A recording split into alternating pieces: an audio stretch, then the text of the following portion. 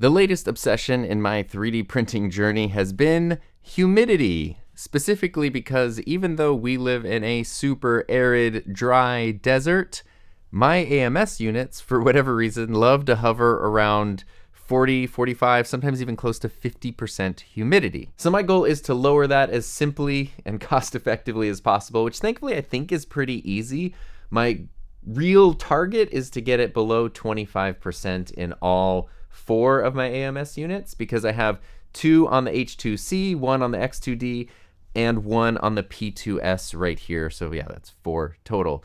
And I also have the AMS HT, which is a single spool, and that one I have not really figured out a good solution for yet. But it does have, very powerful drying functionality, so I can kind of just use that. Then the humidity stays low, at least for a little while. And it is actually easy to see here on the H2C the difference in humidity levels between the 2 AMS units, because one of them I have added the modifications that I'll explain right now, and the other one I have not. And you can definitely see, even though they're hooked to the exact same printer, there's a huge difference in humidity levels. And so you might be able to notice in my AMS Pro 2 up here on the P2S, there are these kind of like blue things here. And so here's everything I have assembled for each AMS unit to dry them out, and it's a bit of a hodgepodge. None of these are my own original design, but I'll link to all of them below. And they, together, their powers combined, it's kind of like the Avengers of drying out plastic. Because the AMS units do have kind of little pockets and things in them. When you get an AMS, it comes with desiccant, little packs of desiccant. I've shown this in my unboxing videos for printers, and they kind of go right back here. And at least for me, those just aren't enough. And I can't imagine if you live somewhere where it actually is humid in the environment. I feel like it'd be a definite losing battle with those, but I don't know. It probably depends on so many other variables.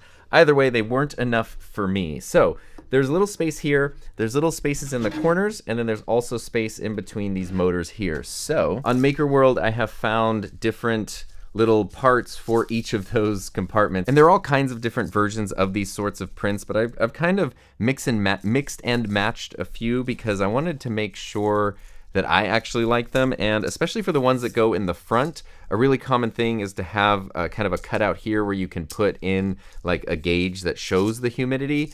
But I didn't want that because I can just look that up on the printer, and then I figured without that being there, it could hold more desiccant, because basically what all of these are just desiccant holders. So each one is full of these little desiccant beads, and I try to fill those as much as possible. You can print little funnels for these to try to get those in neatly, because that is quite a project. And then these ones go in the front of the AMS. These little ones go in the corner, and then this little bridge looking one goes in the back of the AMS, and they're all filled with desiccant beads. I just kind of found what I think is the best. Actually, I'll go grab it. There's no shortage of options like this online. I just found this on Amazon. It seemed to be the best one. Best in this case is like most aggressive at absorbing humidity and moisture and stuff.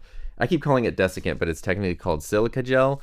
I don't know if those are interchangeable words. Actually, it does say silica gel desiccant, so it must be the same thing.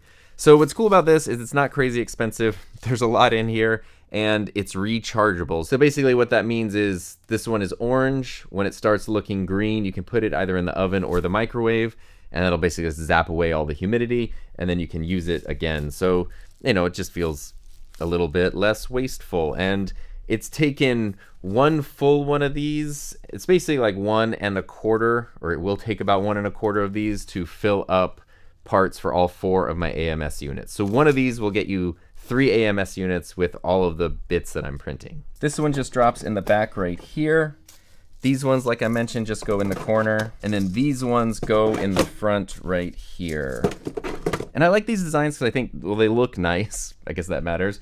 And they work really well, and they don't get in the way of the filament or anything. Like, none of the spools have tangled or anything like that when these are in there. One thing to keep in mind, though, is the material that you use to print these, because if you're going to be using the high temperature drying of the AMS unit, not every type of material is going to work. If you print them in PLA and then you constantly dry out filament in here, they might not hold up very well. So then you might need to use something else like ABS or whatever that can handle high temperatures better. I don't really use the drying functions actually like ever in these big AMS units. So to me, I just use mostly PLA. I think some of them are PETG. I think some are ABS because I've printed quite a few of these at this point.